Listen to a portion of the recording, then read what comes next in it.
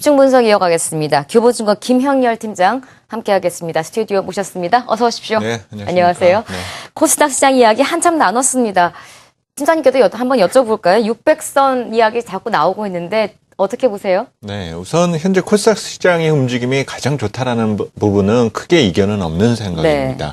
올해 연초 대비 코스피 수익률이 마이너스 3% 내외에 계속 머물러 있는 것에 반해 코스닥 시장은 연초 대비 11%까지 오르면서 미증시 주요 지수의 어떤 상승률을 넘어서고 있다는 점이죠. 예. 또 최근에 코스닥 시장의 어떤 거래, 투자 주체별 매매 동향을 살펴보더라도 외국인과 기관 투자자들의 거래 빈도 자체가 늘어나 주었다는 점입니다. 네. 결국 시중 유동성이 코스닥 시장에 머무른다라고 볼 수가 있는데, 얼마 전에도 제가 코스닥 수익률에 대한 정규 분포를 한번 이 시간에 보여드렸었던 적이 있습니다. 예. 그때 당시에 상황을 다시 한번 말씀을 드리면, 올해 코스닥 일별 수익률에 대한 정규 분포를 그려보면 전반적으로 수익 확률이 상당히 높아져 있고, 지난해 코스닥과 비교해서 놓고 보면 전반적인 정규 분포의 그림이 많이 오목해졌습니다. 네. 이것이 오목해졌다라는 것은 급등락의 확률이 작년과 비교해서 줄어들었다라는 뜻을 해석해 볼 수가 있고요. 네. 이는 곧 또 추세적인 의미가 강해졌다라는 쪽으로 해석해 볼 수가 있습니다. 따라서 코스닥 시장에 대한 추가 상승 및 어떤 투자자들의 관심이 커질 수 있다는 점에 대해서는 크게 이견이 없는 부분인데요. 네. 하지만 조금 주의 깊게 바라볼 부분이, 앞서서 질문하실 때도 600선에 대한 예. 언급을 하셔왔지만, 현재 코스닥 시장은 지수로서 평가할 만한 시장은 아닙니다. 왜냐하면 코스닥 시장은 많은 기업들이 신규로 상장되고 또 퇴출되는 기업들이 상당히 많기 때문에 네. 수정 주가 지수를 사용을 하게 됩니다. 그렇다 보니까 현재 시가총액이 2009년 대비 2배나 늘었음에도 불구하고 지수는 네. 550선 내외에서 계속 머물러 있다라는 거죠. 예. 따라서 지수를 기준으로 해서 중소형주 투자에 대한 어떤 센티먼트를 결정하는 것은 조금 거리를 두실 필요가 있고, 네. 코스닥 시장에 대한 어떤 본질적인 의미, 코스닥 시장이라는 것 자체가 시장이라는 의미보다는 개별 종목의 집합체라는 정도에 그친다는 점입니다. 우리가 예. 코스피도 삼성전자를 배제하고 나서 보면 레벨이 상당히 낮아진다는 얘기들을 하지 않습니까? 마찬가지로 코스닥 시장에서 애널리스트들이 커버하고 이익 추정치에 대한 신뢰가 있는 종목들로 압축해서 매매를 하신다면 예. 오히려 수익에 대한 어떤 확률 자체를 높일 수 있지 않을까라고 판단이 되어집니다. 코스닥 시장의 특성상 지수를 가지고 논하기엔 다소는 무리가 있다. 워낙 개별 종목들의 시장이기 때문에요. 그렇더라도 거래 대금이 3조 원에 육박하고 있고 코스닥 시장에 대한 긍정적인 시각은 여전히 유효하게 갖고 계시네요. 코스피 지수가 문제입니다. 어제 16포인트 넘는 강한 상승으로 마무리가 됐고요. 오늘도 외국인들 현재 순매수로 전환이 되면서 지수가 11포인트 이상 크게 상승을 하고 있는 상황입니다.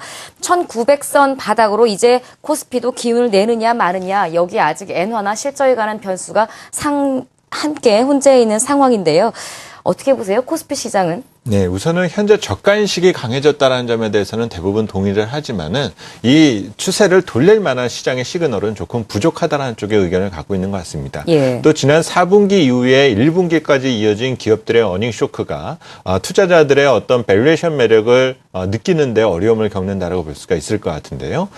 종합주가 지수가 2000포인트 선에 안착하기 위해서는 우리 기업들의 분기별 영업이익이 적어도 35조 원을 돌파를 해야만 합니다. 이에 대해서 준비된 자료 화면으로 설명을 드리도록 예. 하겠는데요.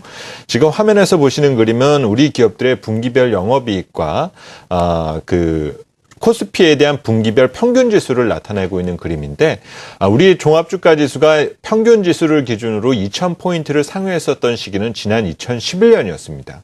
당시에는 차화정의 도움 등으로 인해서 우리 기업들의 분기 영업이익이 35조 원, 34조 8천 정도로 35조 원을 넘어서는 모습 등을 보여왔다는 점이죠. 예. 그런데 지난해 우리 기업들의 영업이익은 4분기가 23조 7천, 올해 지금 현재까지 진행된 1분기는 33조 원 정도 수준에 그치고 있다는 점입니다. 다시 네. 말해서 2000선 아래에서 놀 수밖에 없는 이익의 조건이 지금 만들어져 있다는 점이죠. 네. 좀 긍정적으로 바라볼 부분은 2분기 현재 우리 기업들의 예상 영업이익이 36조라는 점입니다. 예. 그러면 둘 중에 하나는 거짓말이라는 예. 거죠. 지수가 만약에 2000 위로 못 올라간다라면 2분기에 36조가 못 나온다라고 볼 수가 그렇죠. 있는 거고요. 만약에 36조의 확률이 높아진다라면은 현재 지수가 현저하게 싸다란 쪽으로 볼 수가 네. 있습니다. 이 두 가지의 어떤 무게 중심이 어느 쪽으로 이동하느냐에 따라서 방향성이 나올 가능성이 있는데 현재는 반등의 목표치까지 제시하기는 어렵지만은 예. 우선 저가 인식이 조금 자리 잡아가고 있다는 점에 대해서는 어느 정도는 참고할 만한 부분이 되지 않겠냐고 판단이 듭니다. 어떤 게 진실이건 그 무게 중심의 무게를 지금 좌우할 수 있는 가장 중요한 기가 외국인들에 달려있다는 게 이제 문제입니다. 현재 소폭 외국인들 코스피 시장에서 순매수로 전환이 되기는 했습니다만 그동안의 기조를 보자면 외국인들은 우리 시장에 등을 돌리고 있었거든요. 유독 우리 시장에만 또 특히 등을 더 강하게 돌리고 있는 것 같습니다. 여기에 원인은 어디에 있다고 보십니까? 네, 이 시간을 통해서 여러 번 말씀을 드렸습니다.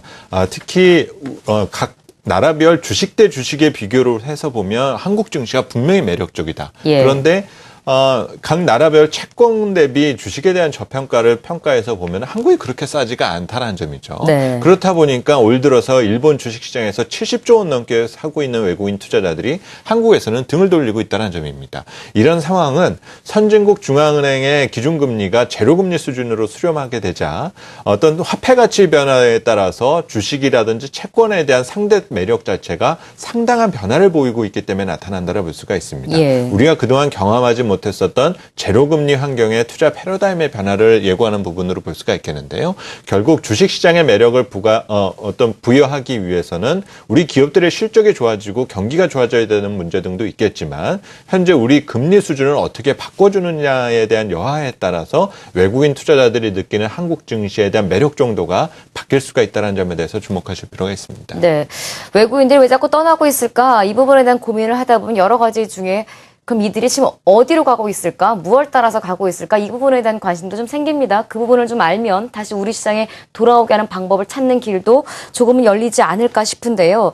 예전에는 무조건 선진국으로 간다. 그러다가 최근에 또 그것도 아니다. 이런 얘기를 제가 살짝 들었어요. 외국인 자금은 어디로 지금 움직이고 있어요? 네, 우선은 선진 시장 쪽에 상당히 많이 집중되고 있다고 볼 수가 있습니다. 예. 우리가 한때는 이제 성장은 신흥국밖에 못한다. 네. 그러니까 신흥국에 투자를 해야 된다는 얘기들이 많아 왔었지만 이제는 신흥국도 성장을 하더라도 그 정도는 많이 약화되어 가고 있다는 점입니다. 예. 그러다 보니까 좀 더 안전하고 꾸준한 수익이 가능한 선진국 증시에 대한 관심이 높아지고 있고 이 영향이 미국 주요 지수가 사상 최고치를 만드는 상황, 일본 증시가 급등하는 상황으로 해석이 되고 있다는 점을 볼 수가 있죠. 예. 이런 상황을 바꾸기 위해서는 우리도 선진국 중앙은행과의 정책 공조를 계속 이어나가는 자세 자체가 상당히 중요하다라 볼 수가 있습니다. 예. 우리 기준금리가 6개월째 지금 동결 상황을 보여주고 있는데 이 상황에 대해서 설명해 드리기 위해서 글로벌 주요 증시의 올해 수익률을 한번 비교해 보실 필요가 있는데요. 네. 지금 화면에서 살펴보시면은 올 들어서만 일본 증시는 30%나 올랐습니다. 그리고 다행히 코스닥이 10% 올랐지만 대다수 선진국 증시가 상당히 좋은 흐름을 보여주고 있고 한국은 현재까지 약 4%에 가까운 조정 양상을 보이고 있는데 주목해서 보실 만한 부분은 현재 하위권에 있는 나라들 브라질이 올해 10% 정도 연초 대비 내렸고요. 코스피 그리고 중국이 상당히 부진한 모습을 보여주고 있는데 이 세 나라의 공통점은 기축 완화에 대해서 상당히 소극적이라는 점입니다. 네. 최근에 브라질은 오히려 금리를 올리지 않았습니까?